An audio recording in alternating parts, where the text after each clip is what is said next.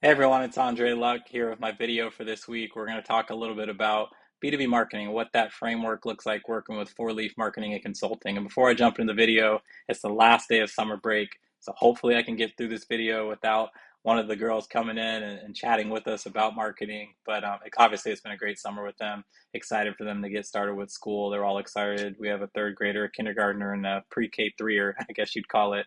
But no, we're blessed. So back to B2B marketing. So we've had some inquiries, some people that want to move forward with building out a strategy for B2B marketing. And really from my purview, it's how do you work collaboratively across your go-to-market team, sales, marketing, customer success, all those people who are, really driving the revenue function to drive more quality leads to your sales team or get more people to raise their hand and say they want to speak to your sales team or learn more about the product that it is you offer. So I think it's a very vital and crucial part of the process. A lot of people are so focused on the sales process. And we offer sales training and consulting, and obviously that's something that we want to make sure is fine-tuned as well.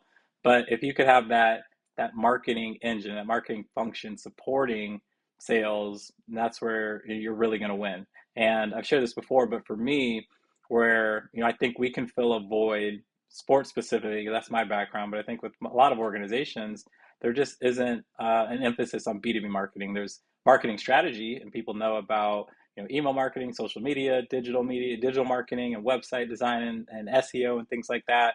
But like an actual strategy and a process and a framework around how you're going to market to the business community. Who are the clients that are a best fit for you? Who are people that maybe aren't a good fit? So I think really having a process and a framework is going to set you up well for success. So for me, it really starts with, and especially in this digital era, and we focus a lot on digital marketing, driving people to a website, driving people to a hub or a certain landing page, depending on what the campaign and what the objective is. But on that page, you want to make sure it's tailored to the experience that you're looking to create. If you're looking to get people to purchase right there on the spot, then you want to make it clear and a call to action that allows someone to self-serve and purchase. If you want it to be someone just consuming information and learning more about your product and they come to you when they're ready, then obviously the page is built that way as well, or a clear call to action to learn more, speak to sales, book a demo or a meeting, something like that, clear, when they first get onto the page.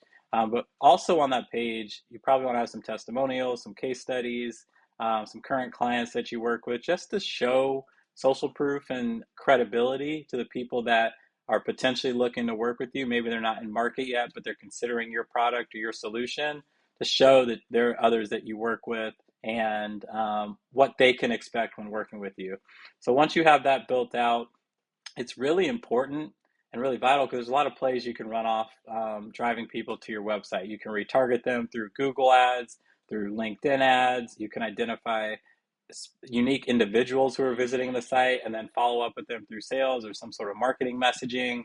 So really that hub is so crucial and important. You want to make sure it's professionally built, laid out, or you're driving people to a page that you currently have. And then from there, what we'll do is what I call a first party analysis and looking at your first party data. So what are the current clients that you have and what are some of the key similarities or characteristics that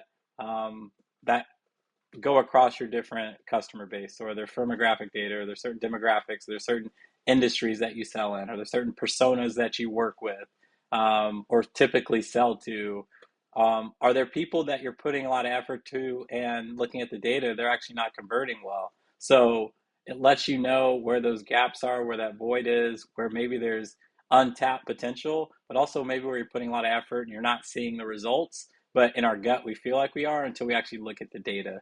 So we really want to take a clear look at that, determine our ideal customer profile, what I call ICP, and understand who it is that we work with and who should we be targeting. From there, you want to have conversations and actually speak to these customers. So setting up a virtual session, or it could be like an informal meeting at your office or wherever it may be, and just having conversations about their experience. What do they enjoy? What do they not enjoy? What do they wish that you provided that maybe a competitor does or that you don't offer yet? And you take all those insights, and obviously you've already looked at the data, so you know some key stats there. But then you take some of these testimonials, some of these message points that they give you, little nuggets, and really from there you could start to build out your value proposition. and the messaging that you can use in your sales messaging that your sales team's going out with, your marketing messaging that you're putting out there. If you're creating graphics and collateral, you could take little tidbits from what you've heard from your customers. This isn't, all right, this is what we feel, or this is what another organization does. Like, this is literally coming from your clients, from your customers, telling you what they enjoy and how you can pretty much sell to other people like them, just by taking the time. That's something I didn't do enough of in my career. You know, informally you'd have conversations, but never formally sitting down and having that conversation and taking that and repurposing that as content that you could use in your sales process, in your marketing process. So I think that's a big gap just across businesses, because a lot of times we get in a boardroom, we get in a meeting room, and it's either the highest person, you know, by rank or title gets to say, or the person with the loudest voice. And a lot of times that's based off like bias or gut feel, or maybe something that worked at another company or organization. And if you're really looking at the data, talking to your people, you have a really good feel of what works, what doesn't work, and how you can best, you know, efficiently go out to market with your messaging. So then from there, you want to develop what we call an account-based marketing strategy. So a lot of companies do this. It's really big, specifically like in the tech space. And that's a strategy that really focuses in, and concentrates your resources on a set of target accounts within your market. So, you know, looking at all the accounts that you want to target, and whether there's certain key similarities with accounts, or maybe there's like some really big accounts that you want to get into, tailoring the strategy based on some of the insights you have and data you have about those accounts. There may be some where you're going to put all your efforts to. Your CEO is going to get involved, your sales team, your CRO, marketing is going to do support. Like these are like big accounts that are really going to move the needle for your business. Then there may be some accounts that, you know, maybe they're ideal for you to have, but you're not going to be as customized or maybe invest as many dollars into it. And then there's just kind of everyone else that maybe it's a broad message. And I'll dive into that here a little bit more in a second. But where I always work with teams first and see that there's opportunity is in your current customers. A lot of times we want to go new and go find, you know, who are all the people that we aren't working with. But in your current account base, there's probably opportunities to grow, to upsell, to expand, to get referrals. And like I said, it goes back to just having that conversation and setting that cadence that, you know, you're going to talk to them about how you can help grow their business. But you'll really want to start to build out campaigns around that. So you can do one around your current customers, and how are you going to target and market to them. And when I say market, that obviously is like actual marketing assets, so emails, social media, things like that. But also I include sales in that, because it's all just how you're messaging and going out to market with your customers and prospects. So there's current customers. Then there's also people that used to purchase from you, past customers. There was a reason they purchased. There's a reason they probably have lapsed, or they decided not to purchase with you again or renew with you. And if you know that reason, you can maybe tailor your messaging to try and hit on some of those points as to why they didn't return from you. Or maybe there's changes you made, or maybe there's changes in their business. But we also find there's opportunity within past customers as well that you could tap into. So you want to do a campaign around people that used to purchase from you. So in addition to current customers, past customers, you want to look at people that are currently being worked in your pipeline by your sales team. Who are people that have gotten past the meeting? Maybe they're not quite at the close stage yet, but they're in that process, and you could give them a little more love and support, or help your sales team move them along. So coming up with strategies and plays or campaigns around that you can move those people in pipeline a little further. Then there's people that your sales team's done a great job, or your marketing team's done a great job getting in market and considering you. Maybe they had the meeting, they went through the process, and they said no. Going back to those people, if you know the lost reason and you track that in your CRM, that can give you some good insights and data as to why they didn't ultimately purchase. And again, maybe things have changed in their business. Maybe there's things that are changing in your business that you can go back to them and show them, hey, you didn't purchase for this reason, but here's what's going on now that we think could be a new offering that you may like, or some changes that we made, or some new benefits, whatever it may be. It could be different for each person, but having a program around people that have told you no. And then there's new. So I mentioned earlier, there's different ways you could kind of bucket and tier your accounts. And that's typically where most people we work with are going to start. They're going to look at, based on the first party data, here are the people we want to go out and target new who currently aren't in our database that we think it makes sense to go after.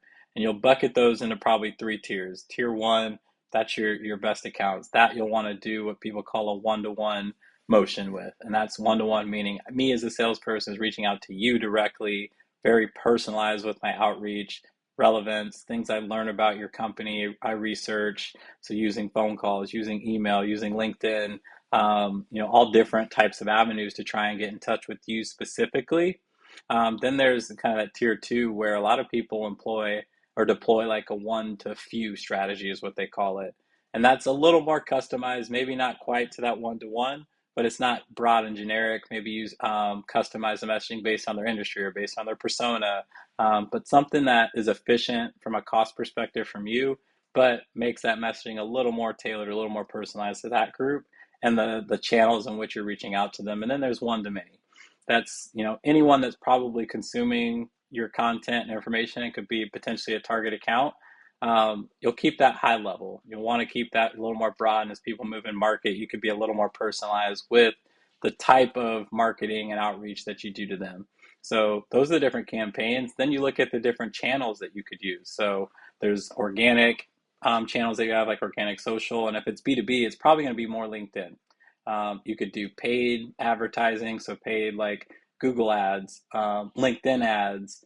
One paid channel that's kind of making a comeback is direct mail, because that is a paid advertising channel. But what's old is new.